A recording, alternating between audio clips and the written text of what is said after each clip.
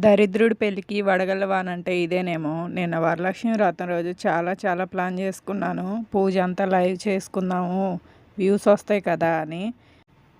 అలాంటిది చిన్న video clip కూడా తీసుకోలేకపోయాను. ఏమైందంటే ఫోన్లో రీఛార్జ్ అయిపోయింది. అది పెద్ద ప్రాబ్లమా? రీఛార్జ్ చేయించుకోవచ్చు కదా అని అనుకోవచ్చు.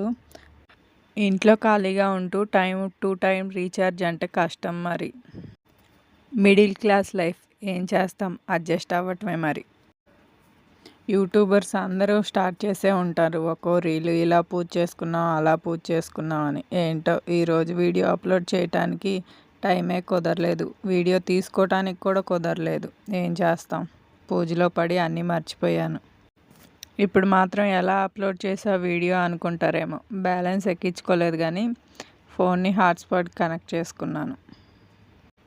ఛానల్ పెట్టి 2 ఇయర్స్ అవుతున్నా ఇంకా సబ్స్క్రైబర్స్ పెరగపోవటానికి మెయిన్ కారణం ఇదే. ఎప్పుడైనా సరే బ్యాలెన్స్ అయిపోవటం, డేటా అయిపోవటం ఇలానే జరుగుతూ ఉంటుంది.